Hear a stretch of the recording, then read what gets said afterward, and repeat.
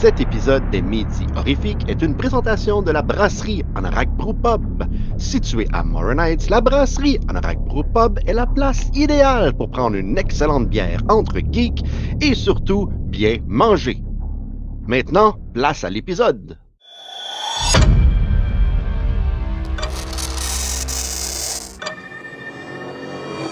Hey, bonjour tout le monde et bienvenue à cet nouvel épisode de l'année de l'horreur, cette année 1977, mesdames et messieurs.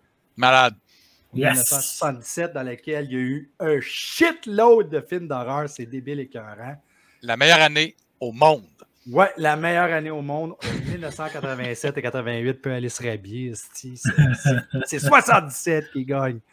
Mais moi, je veux quand même commencer tout de suite. Puis il y a quelqu'un qui est anxieux de commencer tout de suite. C'est Christophe. Christophe, c'est quoi ton film? Attends un petit peu. Check bien ça.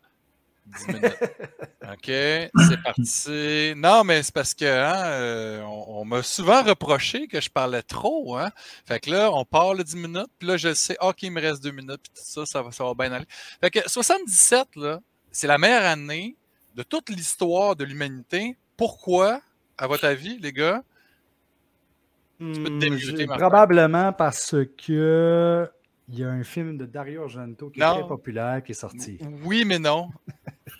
C'est l'année de ma naissance, mesdames et messieurs. Ah! C'est ça, 1977, c'est moi, ça. L'arrivée de Christophe qui a changé la face de l'horreur au Québec. Exactement, mais c'est une grosse année, pareil. Elvis est mort, parce qu'il n'y avait pas assez de place pour Elvis puis moi sur cette terre. Ça prend un king. Exactement. Le punk est arrivé, hein? Le Sex Pistols a explosé. Ben, le punk, il y avait les Ramones, tout ça, mais c'est l'année du punk, apparemment, selon les mélomanes, grâce en grosse partie aux Sex Pistols. C'est l'année Star Wars, les gars. Hein? C'est un truc d'horreur, mais tu sais, Star Wars, c'est important pour tout le monde ici. Tout le monde Star Wars? C'est un petit film là, de science-fiction.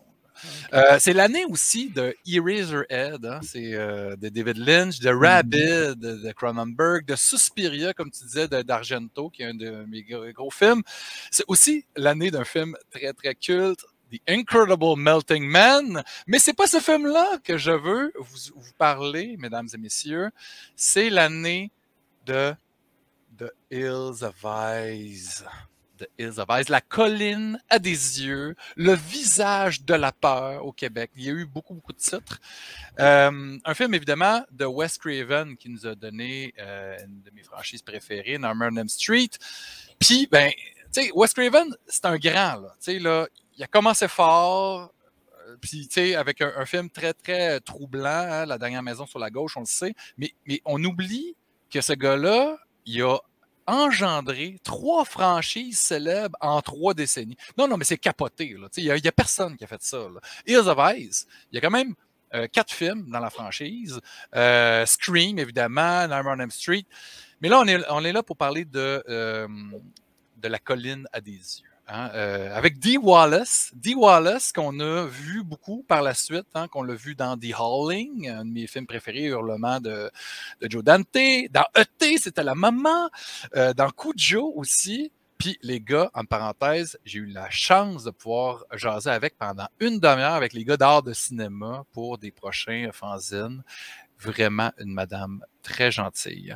Puis il y a évidemment ce dude-là qui nous a traumatisé, Michael Berryman, mesdames et messieurs, qu'on a revu dans plusieurs films très, très disparates. Un film de John Hughes, hein? Weird Science, hein? Créature de rêve, évidemment. Il jouait à télé tantôt. Wouh, pour vrai, malade. C'est tellement un classique pour plein de raisons. C'est comme un film complètement retard, mais très cool. Tu sais, la fin, quand lui arrive avec ses amis, puis il s'excuse. Tu sais, ça n'a pas de bon sens. Mais dans ce film-là, il est plus dans le beat du film Cut and Run, Amazonia, La jungle blanche, un film super trash de Ruggero Deodato qui avait réalisé Cannibal Holocaust. Fait qu'en tout cas, moi, ce film-là, je capote parce qu'il est sur le poster. c'est un des premiers films où on le voyait. On l'avait vu dans Vol au-dessus d'un nid de coucou aussi, mais très brièvement. Fait que c'est quoi l'histoire de ce film-là pour les gens qui ne l'ont pas vu? C'est une famille en vacances qui passe à travers le désert du Nevada en auto, avec en arrière, il y a une grosse roulotte. Puis, sérieux, quand on les voit au début, quand ils vont à la station-service, tu vois les gens qui sortent de là, ils sont donc bien nombreux. C'est quoi cette famille-là? Il y a tellement de monde. Ils s'en vont à LA. Le plan, c'est d'aller à LA fêter le 50e anniversaire des grands-parents, les parents là, qui sont là. Puis là, il y a un bébé, il y a ses parents, il y a les parents de la maman, qui est Dee Wallace. Il y a aussi le plus jeune frère et la plus jeune sœur de cette dernière. Puis il y a 2 chiens aussi. Fait que là, c'est une méga grosse gang. Puis là, bien évidemment, très classique, ils s'en vont se perdre dans le milieu de nulle part. Après d'être arrêté dans une station-service. C'est déjà louche. Là. On a les tropes des films d'horreur qui avaient été plantés dans ce film-là, qui est un survival, mais ça s'est retrouvé dans plein de slashers par la suite. Puis, l'accident, je l'ai réécouté récemment, c'est incroyable. L'accident de char dans ce film-là, complètement improbable. Il y a tellement d'action dans ce film-là, là, c'est comme, ça n'a juste pas de bon sens. Tu sais, c'est l'histoire de ces gens-là qui sont traqués par une famille de cannibales dans les montagnes, mais il y a un avion de l'armée qui passe, il n'y a pas eu un accident à cause de ça, puis c'est complètement fou. Là, ils s'en vont, le grand-père, puis le père de famille, le moustachu, en mission pour essayer d'aller chacun de leur bord dans le désert, aller trouver du secours ou de l'essence ou whatever, des gens qui vont pouvoir les aider. Mais là, il y a une tribu de troglodytes, hein? Des gens qui vivent dans les cavernes, qui débarquent. Hein? C'est des cannibales, puis tu sais, genre, ils tuent des chiens, ils tuent des perruches, ils respirent très fort dans les walkie-talkies, puis ils mettent le feu à des petits vieux, puis ils sont assez dégueux, merci. Fait que là, tu sais, au menu, là, on a des difformités, on a des meurtres, on a des viols, tout le kit. Tu sais, là, ça va pas bien. Okay, c'est encore 4 minutes 30, c'est bon. Puis, en plus, ces dudes-là, et il y a une fille aussi dans le clan, mais principalement des hommes assez laids, merci. Ils se nomment comme des planètes. Hein? Il y en a un qui s'appelle Pluto, un qui s'appelle Mars, un qui s'appelle Jupiter. Il y en a qui sont défigurés, il y en a qui sont nés comme ça. Ils sont vêtus de haillons, avec de la fourrure, des mauvaises perruques et un dude là, avec les cheveux frisés. C'est assez terrible. Des fausses dents aussi de gueux, comme dans Les Visiteurs, là, le film français. Là. C'est pas joli. Dans le fond, là, il ressemble un peu aux pierres à feu, mais comme si c'était un remake de Texas Chainsaw Massacre. C'est quand même un peu aussi. Mais la fille, on dirait vraiment que c'est Délima, là, pour vrai, là, c'est hallucinant. Puis la vengeance sera terrible parce qu'évidemment, il se passe plein d'affaires. Il y a le bébé se fait kidnapper. Ça va pas bien. Il y a la grand-maman. Puis là, tu sais, évidemment, les gens, tu sais, il y a plein de spoilers, là, on compte toute l'histoire ici, mais en tout cas, moi, j'ai vraiment trippé sur ce film-là. Les chiens aussi aident à la vengeance. C'est vraiment du bonbon, ce film-là. Tu sais, pour vrai, là, plein de surprises. Tu sais, il faut... Puis à la fin, justement, le plus jeune frère et la plus jeune sœur se vengent parce que c'est un peu un film de rape revenge aussi. C'est un peu dans ce canon-là. Puis ils sont très créatifs, un peu comme dans Last House on the Left. Il n'y a pas de chainsaw, mais il y a des explosions. C'est malsain, c'est crinqué. Puis ça finit fade to red. Ça fait pas tout black, ça finit rouge. Là. Fait que voilà, moi, La colline a des yeux, Le visage de la peur, c'est un film que j'ai beaucoup aimé à l'époque. Encore aujourd'hui, je l'ai réécouté cette semaine, très le fun. Après ça, il y a eu un film en 1986, réalisé encore une fois une suite par Wes Craven. Honte à moi, je ne l'ai pas encore vu, mais je ne l'ai pas encore visionné, mais apparemment. What? Non, je sais. J'allais dans la collection, dans la section Wes Craven, juste là, mais apparemment que c'est vraiment pas bon. Fait que, tu sais, j'ai tout le temps j'ai du goût de l'écouter, pas tout de suite. Là, fait que, après ça, Alexandre Aja, français réalisateur émérite, qui s'est fait connaître avec ce film-là. Tu sais, ça a été vraiment son premier coup de circuit. Le premier remake de voyons, de la colline à des yeux. Il était très réussi, très brutal. Puis là, il a changé un petit peu l'histoire, mais ça marchait super bien. La suite, un peu moins efficace, mais quand même, ça se défendait. En tout cas, moi, j'ai bien aimé ce qu'ils ont fait avec cette bande de consanguins, cannibales. Tu sais, les wrong turns, ça vient de là, tu sais, là, on s'entend. Fait que, ben voilà. Je peux dire que ma femme n'a vraiment pas aimé le remake d'Alexandre. Ah non? Ah non? Elle a trouvé ça tellement rough, là. Elle a fait comme, moi, j'écoute pas ça, là.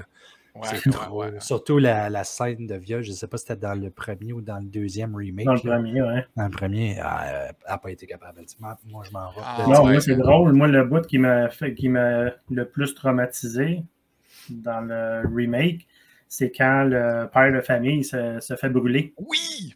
Puis c'est parce que moi, ce que j'ai fait, OK, là, il pousse loin, là, c'est quand tu vois ses yeux qui deviennent complètement blancs parce que le liquide dans ses yeux est en train de bouillir, puis le cerveau est en train de cuire. Là, j'ai fait « Oh my God! » Hey! Puis en plus, c'est drôle parce que dans ce film-là, ils sont allés chercher Ted Levine, je pense, Buffalo Bill dans Silence of the Lambs, que ça faisait des années qu'on n'avait pas vu, puis là-dedans, il est super bon. Là. Hey Dan, toi, c'est quoi ton film de 77? Moi, mon film de 77, c'est The Car. Oh! Un film que j'ai, étrangement, jamais vu. Je l'ai dans ma collection. Je l'ai jamais vu. Peut-être qu'il faut que tu écoutes tes films, hein, Chris. Je suis comme Steve, là, je les écoute jamais. Non. C'est un film qui est assez méconnu. Souvent, j'en parle avec beaucoup de monde, puis il y a très peu de monde qui connaissent ça. Je veux dire, il a été éclipsé rapidement par Christine une couple d'années après, tout ça. Mais, je veux dire, The Car, ça reste un excellent film, du série B à son meilleur. C'est vraiment excellent. Dans le fond, c'est l'histoire d'un petit village qui est dans le désert, tout ça, qui du jour au lendemain, il y a un véhicule qui débarque dans ce coin-là, puis il commence à écraser le monde pour des raisons X. Fait que quand le shérif du village finit par se faire effoirer par le char, c'est son assistant, c'est le deputy sheriff qui prend sa place puis qui se monte une équipe pour trouver le véhicule et le détruire. Sauf que le véhicule, c'est pas juste un fou qui conduit un auto, il y a vraiment quelque chose de surnaturel avec ce véhicule-là. C'est plus que... Ah ouais, pas de spoiler? Ah ben je sais pas. Moi, j'ai écouté ce film-là à cause de toi en passant. Comment? Moi, j'ai écouté ce film-là à cause de toi. Pour vrai. Puis j'ai bien aimé ça. Ouais, non, c'est vraiment un excellent film. Mais ouais, je vais me tenir tranquille sur les spoilers. Je vais y aller plus sur des détails autres que sur le film. Comme entre autres le réalisateur Elliot Silverstein. C'est un gars qui a fait beaucoup d'émissions pour la télévision. Il a fait beaucoup d'épisodes pour Twilight Zone. C'est un gars qui a fait aussi il a fait plusieurs épisodes de Tales from the Crypt aussi dans les années 90. Sinon, c'est un film qui a beaucoup de parallèles avec Jaws. Parce que moi je suis vraiment un grand fan de Jaws. Je suis un fan fini de Jaws. Puis c'est un film qui a vraiment beaucoup de parallèles entre les deux. C'est vraiment... Et duel un peu aussi? Ou de oui, il y a un petit peu de duel, mais c'est vraiment... Ça ressemble vraiment beaucoup plus à Jaws, vraiment. OK. C'est vraiment le même principe. Là, c'est le petit village tranquille, puis il y a une force extérieure qui vient attaquer le village. Puis la plupart du monde, ils ne savent pas trop comment dealer avec ça. Fait que tu as le shérif qui s'essaye, mais que c'est ça, c'est pas aussi simple que prévu. Fait que puis y a-t-il un maire qui dit non, on continue à... non? En fait, il y a beaucoup de personnages très spéciaux dans ce film-là. Puis c'est le genre de film que... comment dire, tu sais pas où ce que tu t'en vas avec cette histoire-là, tu sais, parce que tu t'attaches à des personnages, puis là, tu te dis, OK, les autres, ils vont avoir un rôle plus important dans le film, tu sais, c'est des choses comme ça, puis finalement, non. Puis tu as des personnages comme je pense que Martin avait adoré, le batteur de femmes, là. Un parfait trou de cul, tu es là, puis tu dis, OK, lui, dans 10 minutes, il est mort. Non. Ah oui, il toffe la run. Continue. C'est ça, tu sais, puis toute la langue, OK, il va y passer, là. Ah, ben non, il y passe pas. Puis non, c'est vraiment... C'est vraiment un excellent film. Je le recommande à tout le monde. Puis j'adore le titre en français. Je ne sais pas si on le voit bien sur la pochette. Le film s'appelle Enfer mécanique en français, qui rajoute au côté surnaturel du véhicule, évidemment. Le véhicule, c'est vraiment un morceau d'anthologie. Je veux dire, le film ne serait pas aussi bon si ce n'était pas du véhicule. Juste le véhicule fait le film. C'est quoi c'est quel marque? Attendez, je l'ai pris en note ici. Le modèle du véhicule, c'est un... Bougez pas. Ouais, hein? On bouge On pas. va l'avoir. Pendant ce temps-là, moi, j'aimerais ça dire que ce véhicule-là est surnaturel. C'est sûr, parce qu'il y a une scène dans laquelle le véhicule fait un step incroyable. Ah oui! Je suis comme, ben oui, voir qu'un char est capable de faire ça. Oui, il fait vraiment un tonneau pour effoirer quelqu'un, puis il continue. Oh, God. Nice. Et il y en a Le un véhicule, autre c'est un aussi. Lincoln Continental Mark III 71 Oh. qui a été modifié pour avoir l'air plus sinistre.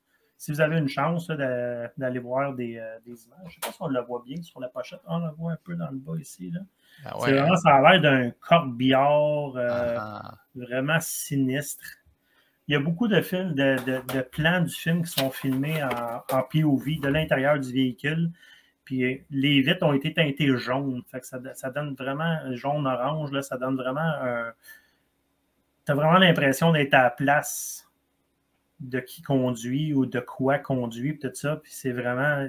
C'est malaisant. C'est vraiment malaisant. Et le klaxon de ce véhicule-là est vraiment terrifiant. Là. À tous les fois qu'il est sur le point de tuer quelqu'un ou il attaque, c'est tout le temps... Et fait intéressant et drôle, c'est que à tous les fois que le char klaxonne, c'est en fait du code Morse. Et le code Morse, ouais. la lettre X. Il répète toujours la lettre X. Et que c'est comme genre, il tue quelqu'un, là, genre. Là. Oui, ça pourrait être ça. Ou, c'est ça. Hey, Ou, Danny, qui oui? joue là-dedans?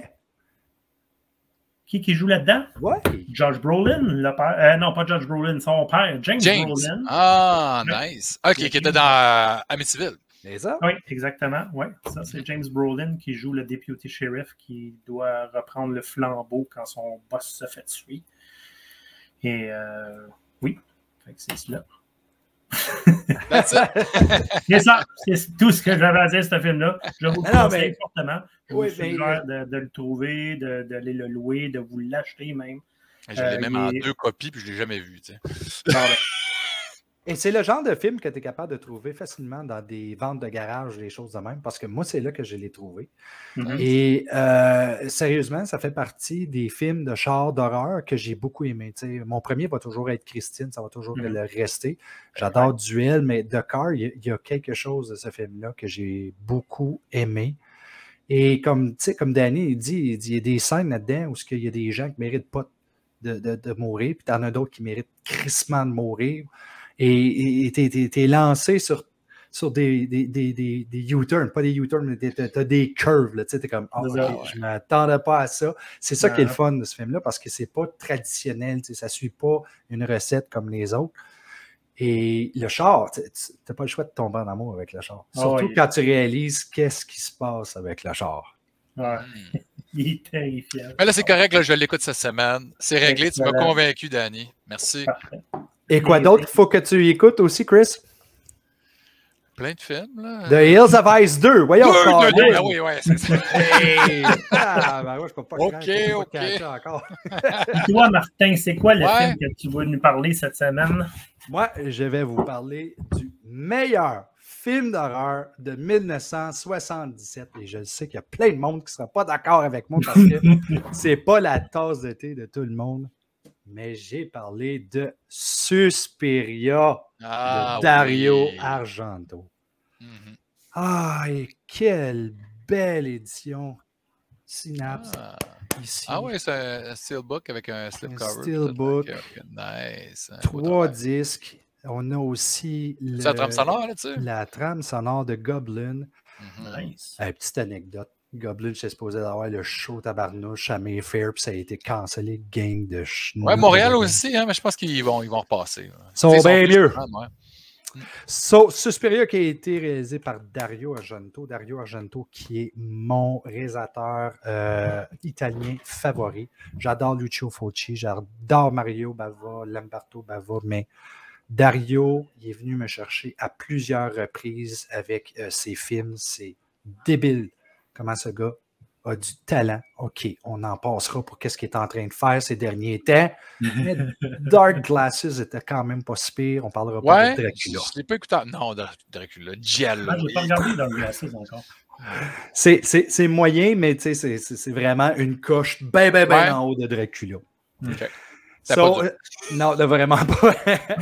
Suspiria, qui a été fait en 1977, ça constitue le premier volet de la trilogie des Trois Mères. Tu as eu Inferno, puis tu as eu la troisième mère qui aurait dû pas avoir. Tu as eu Suspiria. Il y a des affaires pas pires quand même. Oui, oui. Encore là, trop tard. Meilleur que Dracula encore. Ouais, t'aimes pas ça, toi, les rats dans les bobettes dans Dracula? Non, absolument pas. Puis encore moins la menthe religieuse. OK? C'est le film le plus reconnu de Dario Argento, puis il y a vraiment des bonnes raisons pour ça. Le synopsis du film, c'est une jeune américaine qui vient étudier le ballet dans une école allemande mondialement réputée, mais elle se rend vite compte que l'école est le théâtre de phénomènes paranormaux inquiétants. Elle comprend peu à peu que les fondateurs même de l'école faisaient usage de... Je le dirai pas! Hey, je voulais pas le dire! Mais là, tout le monde sait que c'est un film de sorcière. Ça fait seulement 45 ans que ça existe. C'est tout le monde qui sait ça, tu sais. Il y a eu un remake, là, tu sais. Pourquoi que je parle de Suspiria? Ben, OK, parce que Dario Argento, c'est mon réalisateur favori italien, mais aussi parce que le film est iconique. La réalisation de ce film-là est incroyable. Moi, quand j'ai montré ça à Nadia, elle a dit « Colin », puis surtout cette édition-là, Colin a dit « Les couleurs là-dedans sont écœurantes ». Ils ont décidé d'utiliser la méthode du Technicolor qui avait été abandonnée dans ce temps-là parce que ça coûtait énormément cher de produire un film avec Technicolor. Mais ils ont décidé de le faire pareil. La pellicule était à 30-40 ISO. Ce qui est très, très, très sensible à la lumière. Puis on ne le voit pas vraiment en plus dans la pellicule parce que c'est très clair pareil. La direction photo de ce film-là est tout simplement hallucinante. J'essaie de trouver, voir c'est qui. C'est Luciano Tovoli qui avait fait ça. Et écoute, il s'est mérité des éloges, ce gars-là. Ça n'a juste pas de sens parce que les gens n'avaient jamais vu quelque chose de même. Puis j'ai vu aussi qu'en même temps, qu'il y a des gens qui essaient de reproduire ça. Je pense entre autres à, mettons, The Editor, okay, qui est quand même un film à petit budget, qui a essayé de reproduire cette couleur-là. Et ont bien réussi, mais ont quand même pas à côté qu'est-ce que Luciano a fait. Tu sais, The Neon Demon, un peu dans cet esprit-là aussi. Je sais pas si oui. Mais je ne sais pas qu'est-ce que c'est avec Luciano et avec Suspiria, mais on dirait qu'il a réussi à atteindre le centre là, qui balance parfaitement les couleurs, que ce soit le bleu, que ce soit le rouge. C'est pas hyper contrasté. Il réussit comme à les rendre uniformes. C'est pas comme de la lumière des fois que tu vois dans des films où c'est comme un petit peu éparpillé partout. C'est déformé. On dirait que celui-là, il est parfaitement fait. Là, en plus, Dario a utilisé une Américaine pour jouer le rôle principal, l'Américaine Jessica Harper. Pour ceux qui ne savent pas c'est qui Jessica Parker, c'est une actrice que... Harper. C'est ça que je disais, Harper. J'ai compris Parker, excuse. Non, je disais Harper. Tu as dit Harper au début, tu as dit Parker après. Fait que vous avez les deux raisons. Non, c'est parce que je voulais faire Sarah Jessica Parker. Pour ceux qui le savent, elle a joué dans un film super populaire de Brian De Palma, qui est Phantom of the Paradise, qui est un favori de Brian De Palma pour moi après Carrie. Elle joue dans Gros Plan, Guerre et Amour avec Woody Allen, Stardust Memories, Chuck Treatment, des affaires que j'ai même pas vues, que je connais pas, que j'ai pas l'intention de voir parce que moi, ce qui m'intéresse, c'est Phantom of the Paradise puis Suspiria. Shock Treatment, j'ai jamais vu, là, mais c'est du même gars qui a fait de Rocky Horror Picture Show. Ah, OK. Ben, ça donne bien parce que je ne suis pas un super fan de Rocky Horror Picture Show. C'est correct. J'aime ça une fois, mettons. Une fois, peut-être 2 fois. On verra. Peut-être que je devrais le réessayer encore. Pour continuer dans la veine de Dario Argento, oui, Suspiria, j'aurais plusieurs choses à dire. Comme la musique de Goblin, La musique. Elle hante. Elle hante parce que c'est pas juste une musique, c'est une attaque cérébrale.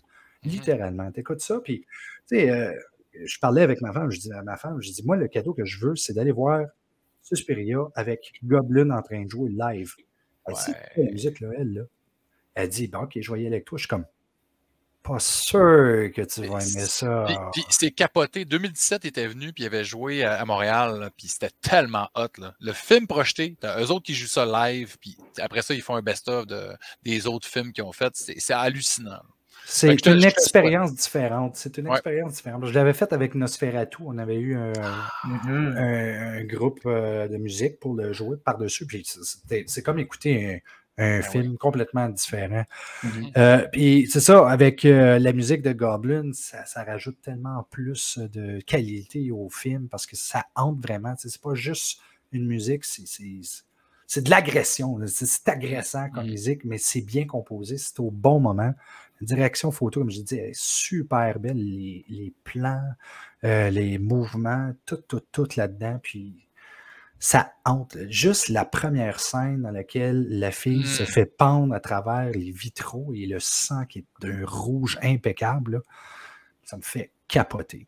Ah non, c'est la séquence d'ouverture, là, c'est dur à battre. Là, et là-dessus, j'aimerais ça demander, vous autres, est-ce que vous êtes fan de Dario Argento? Ah oui. Ah oui, moi je l'aime beaucoup. Puis tu sais, toi tu parles, c'est ton réalisateur italien préféré. Moi, j'ai de la misère à départager. Tu sais, le Fulci et Argento, je les aime pour différentes raisons. Fulci est tellement all-in, c'est tellement gore, c'est tellement débile léger. Puis Argento, lui, il est beaucoup plus poétique dans ce qu'il fait. Tu sais, c'est des belles images, des beaux tableau, puis c'est comme tout le temps dans un cauchemar réveillé, puis on sait pas trop genre où ça va avec ça, mais c'est pas grave. Tu sais, l'action, puis le côté narratif, pas super important. C'est des belles images, puis on y va, tu sais, on est dans son cauchemar, puis il y en a pas de problème. Puis toi, Dan? Moi, en fait, Argento, moi, je suis un gros fan de ses giallo, mais moins de ses films d'horreur. OK. Nomme-moi un giallo, là. Ben, il a fait Deep Red, il a Ténébré, qui est excellent. Je veux dire, Deep Red, c'est rendu dans le domaine public, tu peux le trouver à peu près n'importe où, puis c'est vraiment un excellent film. Je veux dire, Cat o' Nine Tails aussi était très bon. Fait quoi, c'est ça. Fait que moi, je suis plus fan de ces films policiers, horreur, si on veut, que c'est des films d'horreur pur et dur. Mais Deep Red, là, pour vrai, là, moi, je pense que c'est mon préféré. Là. De tous ces films, là, c'est absolument magnifique. Puis encore une fois, Goblin aussi. Puis... Ah non, c'est vraiment carré. Et c'est ce que je m'en allais dire, c'est justement le point que je voulais amener, c'est que Dario Argento sépare un petit peu les gens. Parce que tu l'as dit, Danny, quand c'est du giallo, c'est vraiment écœurant. J'adore tout ce qu'il fait dans ces giallo. Et Suspiria n'est vraiment pas le même... de la même catégorie. Alors là, je te dis, OK, je te dis Phénomena. Giallo ou film d'horreur? Bonne question. Fantastique. Alors, est-ce que tu aimes ça? Je veux dire, sûrement que... Est-ce que tu aimes Suspiria? Je ne te l'ai pas demandé. Non, je ne suis pas un grand fan de Suspiria, mais dans le fond, pour dire la vérité, c'est que ça fait très longtemps que je ne l'ai pas regardé. Je me rappelle. Ça doit faire facilement 15-20 ans que je n'ai pas regardé ce film-là. Des fois, les goûts, ça évolue. Non, c'est ça. Les goûts évoluent. Fait que peut-être que je le réécouterai aujourd'hui. J'aimerais mieux, mais je sais qu'à l'époque, j'avais vraiment pas aimé le film. Non, c'est vrai que c'est différent quand tu es un petit peu plus jeune de regarder ce genre de film-là. Moi, je me rappelle, je l'avais écouté pour la première fois à Milwaukee et je l'avais vu dans un dépanneur. Ça s'appelait Soupir à ce moment-là. Et quand j'ai regardé ça, c'est quoi ça, cette niaiserie-là? C'est ben pas bon. C'était pas mon genre de film d'horreur. Moi, je voulais voir une femme en détresse qui était pour se faire massacrer à coups de machette, là, c'est tout. Là. Puis, je suis pas sexiste là en passant. Là. Pensez pas ça, c'est pas ça. Là. C'est dans le temps. Tu voulais voir un slasher. Je voulais voir un slasher. Là, tu sais. Mais t'as une femme en détresse qui est poursuivie par on sait pas quoi dans ce film-là, quand même un peu. Là. Oui, mais pas de la même façon. C'est plus à coup de guitare, puis à coup de violon, puis à coup de bruit. À coup de couleur. Tu sors de là, puis t'es ébloui. Hey, avez-vous autre chose à dire? Moi, pour ce Suspiria, j'ai fini. Je voulais surtout faire la conversation avec vous autres par rapport à ça. Ben non, je pense que ça rappe bien ça. 77, belle année. Des beaux films. En tout cas, tu sais, pour vrai, j'aurais pu parler de The Incredible Melting Man pendant au moins 10 minutes parce que c'est complètement retard. Mais. J'ai passé à ça de prendre The Incredible Melting Man parce que c'est un de mes trash favoris. Peut-être qu'on refera un 77 Part 2 à un moment donné, tu sais. Ben oui. Hey, moi, les gars. je suggère de Cars juste pour la scène où le char passe bord en bord de la maison. Vous allez capoter. Moi, je faisais référence à ça en plus tantôt. Pas le tonneau, mais quand tu m'as dit le tonneau, je dis let's go with that. Merci beaucoup, les gars. Merci. On va se reparler. Ciao.